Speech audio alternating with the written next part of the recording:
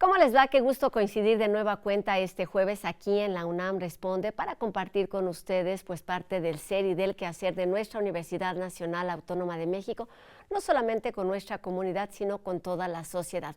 Les recordamos que nuestras redes sociales están abiertas en todo momento para recibir sus dudas, sus comentarios y que sigamos haciendo juntos este programa. La libertad de expresión, al ser pues un derecho universal, cuenta con parámetros también que cada medio de comunicación debiera llevar a cabo para garantizar su pleno ejercicio. Sobre esto platicaremos durante los siguientes minutos. Quédense con nosotros.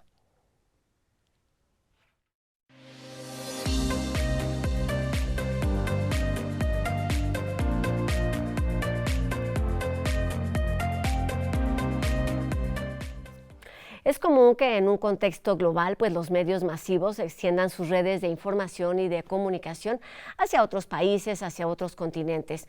Pero ¿cómo se recibe esa información en contextos distintos al entorno en el que surgió? ¿Cómo trabajan los reporteros y los corresponsales, los productores? ¿Son distintas las condiciones para ejercer la libertad de expresión?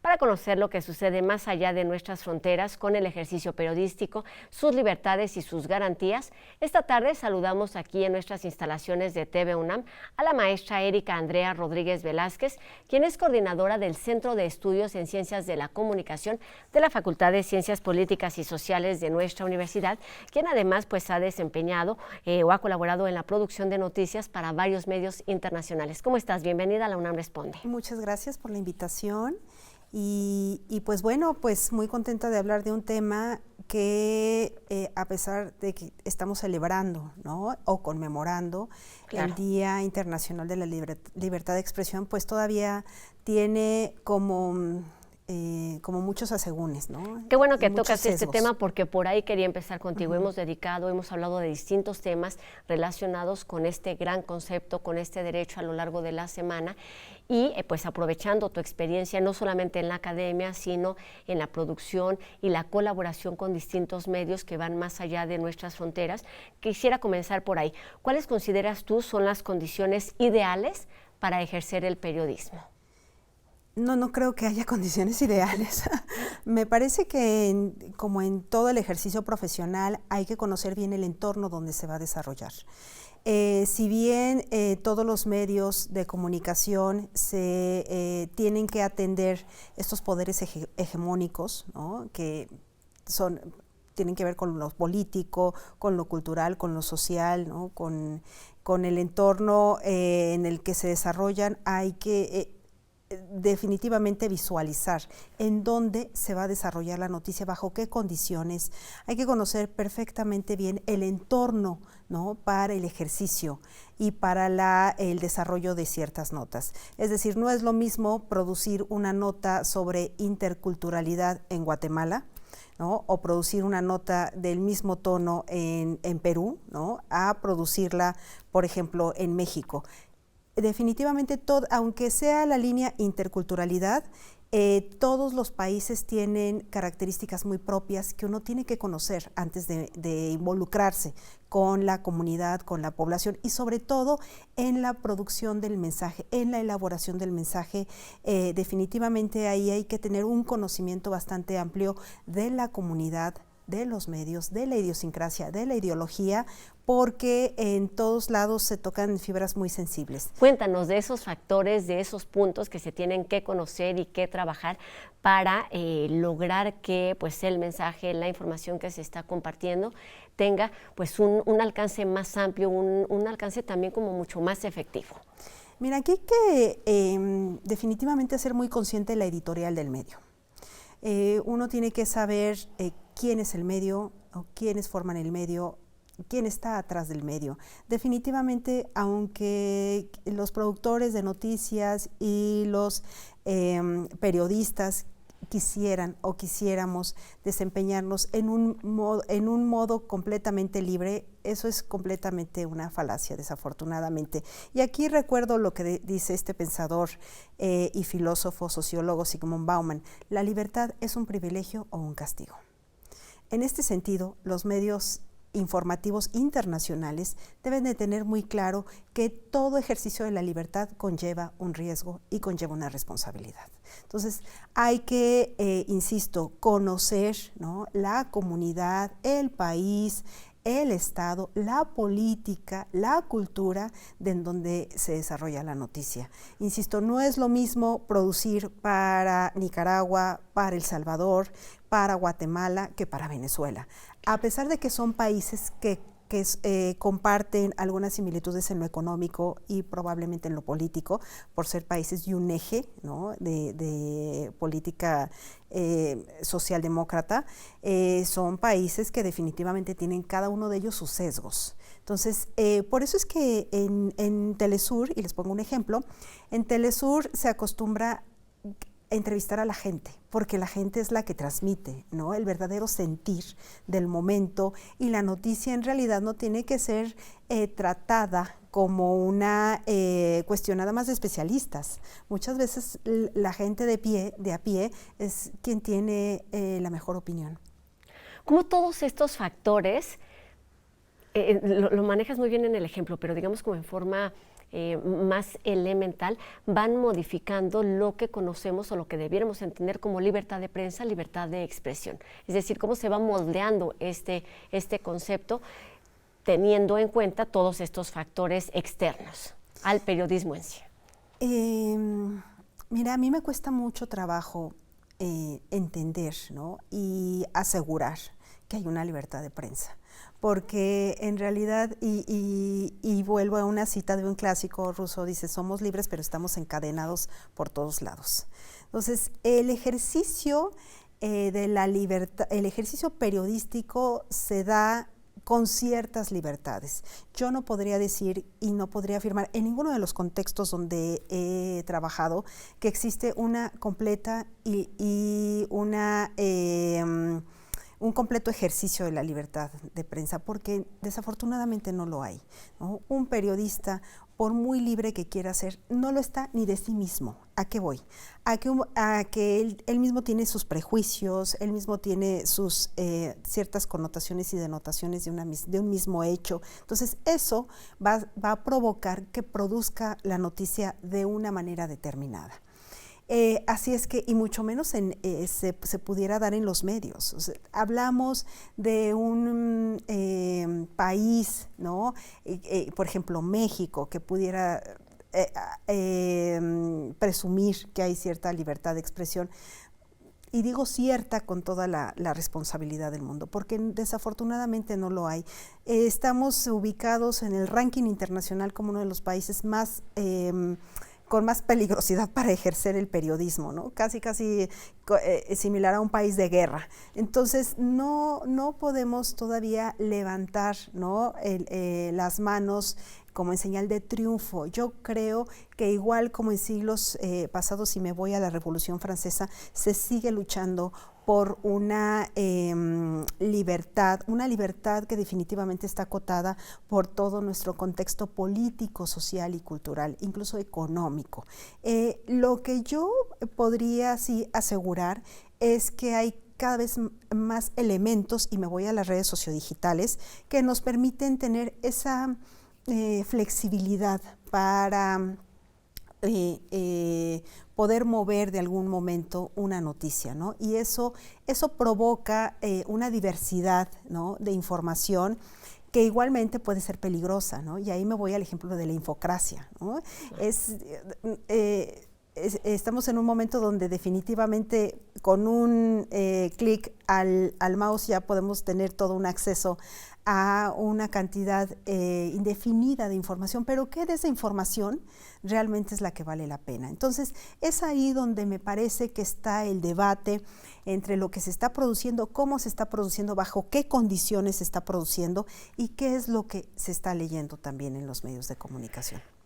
Partiendo de esta visión de algo se está haciendo, pero falta mucho más por hacer, ¿qué es en lo que estamos fallando? Es decir, ¿qué es en dónde es donde se tiene que trabajar para poder hablar de una libertad que no solamente tiene que ver con el periodista, lo hemos mencionado durante estos días, sino con el derecho a la información, con que la ciudadanía tenga pues herramientas para tomar decisiones, para decidir qué hacer o no?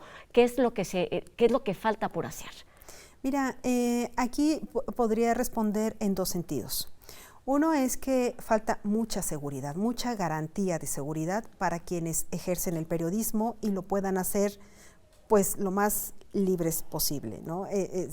Insisto, una utopía, es todavía un deseo. Yo creo que se queda como en un deseo de libertad. Pero bueno, falta que el Estado garantice, ¿no?, la seguridad, que sobre todo garantice que la vida, ¿no?, del comunicador, del periodista, pues será preservada. Y en otro sentido, creo que para definir, ¿no?, realmente qué tan libres somos, ¿no?, en el momento de elegir una noticia y no otra, ahí definitivamente le apuesto a la alfabetización audiovisual, a la alfabetización mediática. Creo que como ciudadanía tenemos todavía mucho que hacer en ese sentido, porque no basta con toda esta diversidad y cantidad de información a la que somos acreedores todos los días. Tenemos definitivamente que aprender a discriminar en el sentido de tener una buena elección, ¿no? Todo eso, insisto, tiene que ver con el ejercicio de una libertad que está absolutamente sesgada por diferentes factores. Te refieres a dos puntos importantísimos. Por un lado, por supuesto, la producción del ejercicio periodístico, pero por otro, el consumo de toda esta información. ¿En dónde está parada el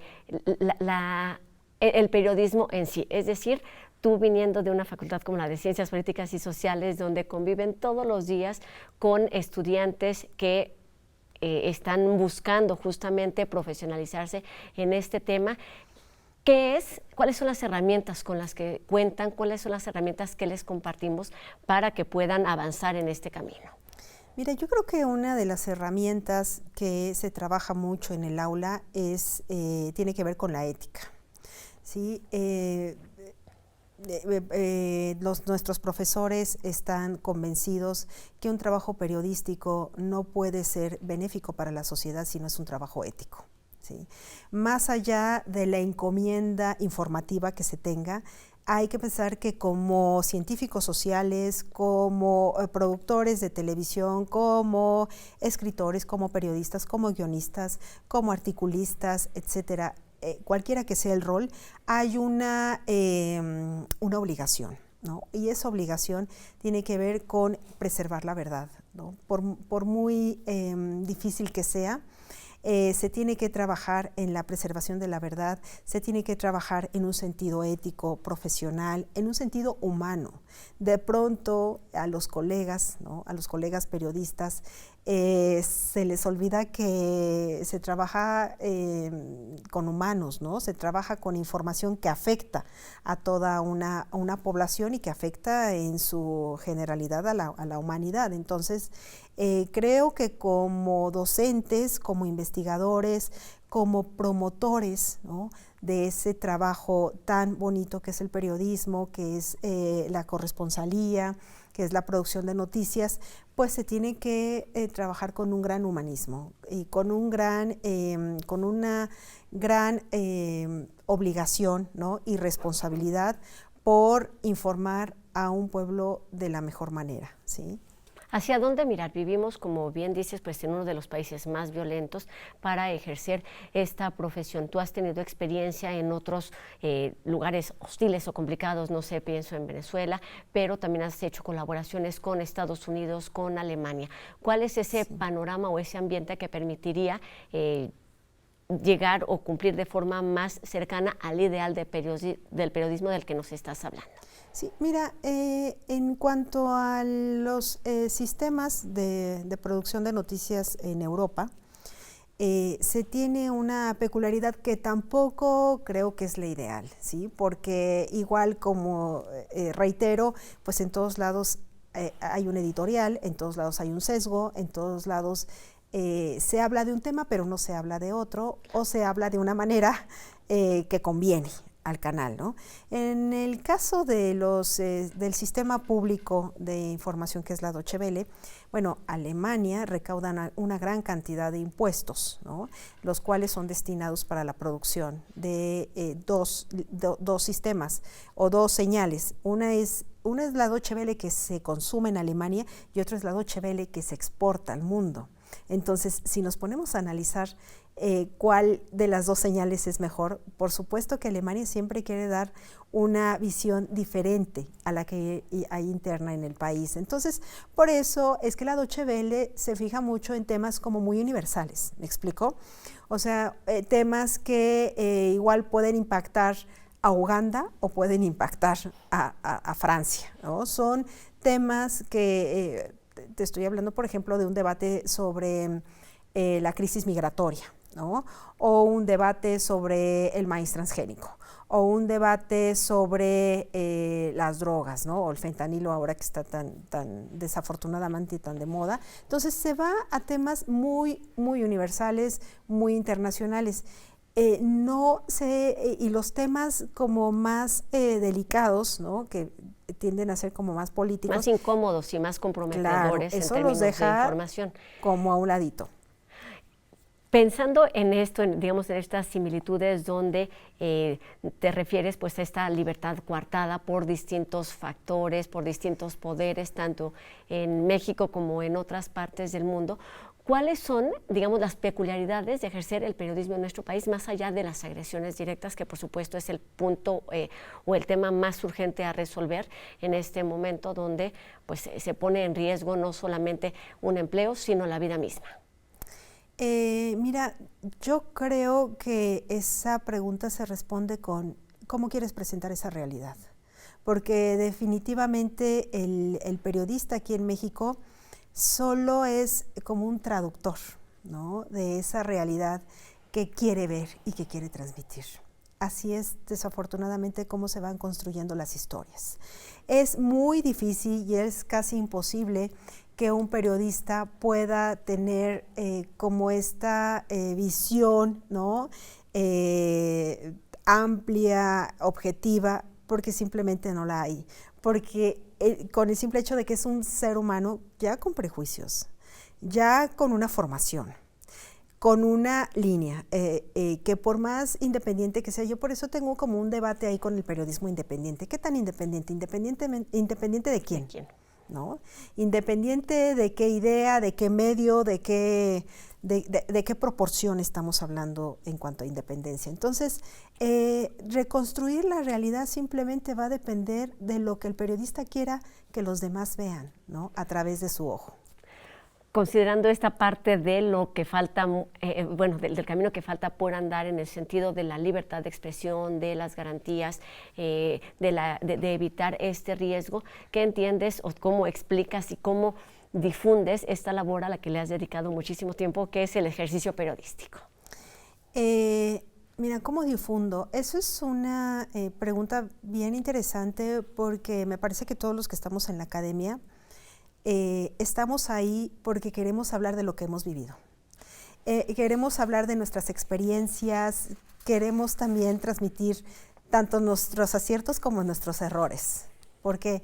Porque le debemos algo, en mi caso particular, porque yo estoy muy contenta de ser egresada de esta facultad y ahora que tengo la oportunidad de ser profesora y coordinadora, pues creo que mi responsabilidad como profesionista está en la formación de cuadros, está en la formación de jóvenes, ¿no? Comprometidos con pues con un mensaje, con una labor, con un ideal, porque aquí sí me voy a poner romántica en el sentido de los ideales. Tenemos siempre que trabajar por algo, ¿no? Y tenemos siempre que tener en mente un objetivo muy claro y qué mejor que ese objetivo sea lograr un bien, ¿no? Lograr el bienestar en nuestra comunidad, porque aquí estamos todos. cerraría diciendo pues que este periodismo no pierda esta sensibilidad, esta parte de humanidad de la que nos hablabas hace unos minutitos. Muchísimas gracias, Erika Andrea Rodríguez, coordinadora del Centro de Estudios de Ciencias de la Comunicación de la Facultad de Ciencias Políticas y Sociales de nuestra universidad, por compartirnos tu punto de vista como profesionista, pero también como académica y formadora de profesionistas. Muy buenas tardes. Gracias. Gracias, Erika. Y bueno, vamos ahora con una invitación para chicos y grandes y que puedan disfrutar y también aprender acerca de la diversidad de los ecosistemas que hay en nuestro planeta. Inmersión Salvaje es el nombre de la experiencia de realidad virtual que se inauguró recientemente en el Museo de las Ciencias Universum, en la que también podemos convivir de forma muy cercana con un león, una jirafa y otros animales a través de una película en 360 grados. No se pierdan este viaje por la riqueza natural de nuestra casa, la Tierra. Y bueno, en este espacio hemos hablado del fentanilo y los riesgos de consumir de forma descontrolada esta sustancia, que por otro lado también tiene usos distintos dentro de la industria farmacéutica. Veamos la siguiente cápsula que nos compartieron los chicos de En Trending.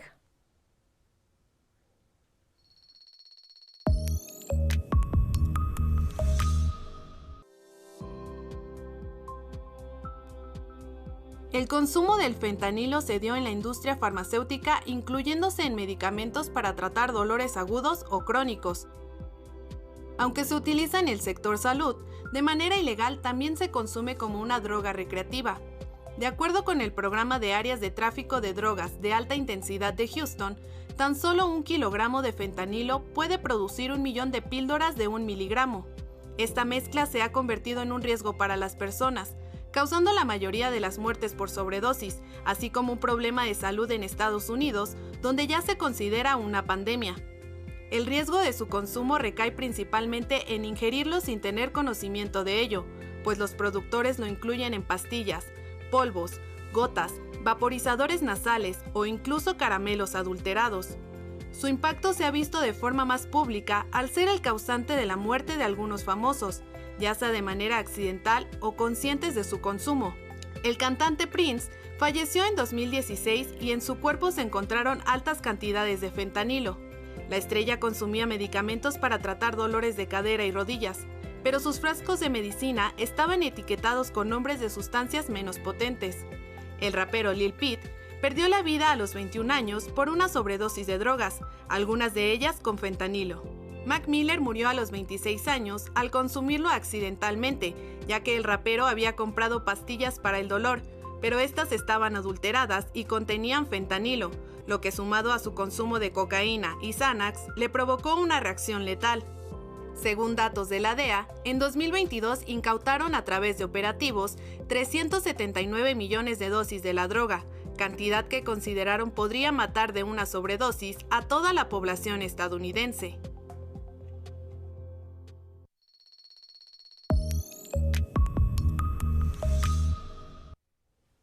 En la entrega de hoy, Majo Gallardo nos recomienda un endulzante natural sin calorías que podemos consumir. Vamos a ver de cuál se trata.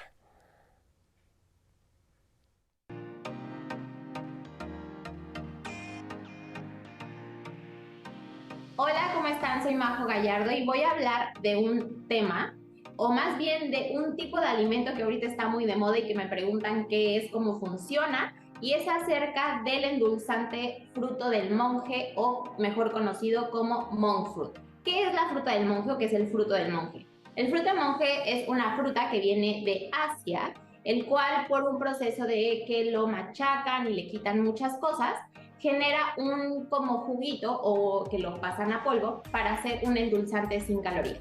Este extracto o el azúcar es alrededor de 150 o 200 veces más dulce que el azúcar normal, pero tiene 0 calorías por porción.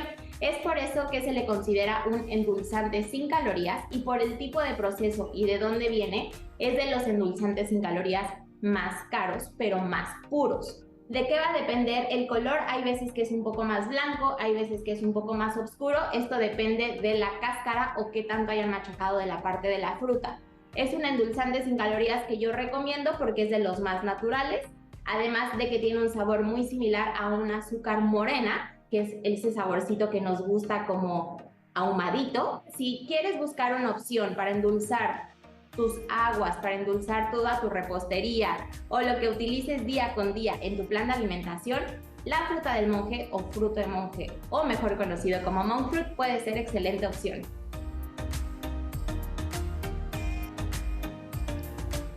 Incluyamos esta opción saludable en nuestra dieta. Con esto terminamos nuestro programa de hoy, agradeciendo también a Oscar Niño en la lengua de señas y también a todos ustedes que nos acompañan del otro lado de la pantalla. Nos vemos aquí el día de mañana en una emisión más de la UNAM Responde, 2:30 de la tarde por TV UNAM. Adiós.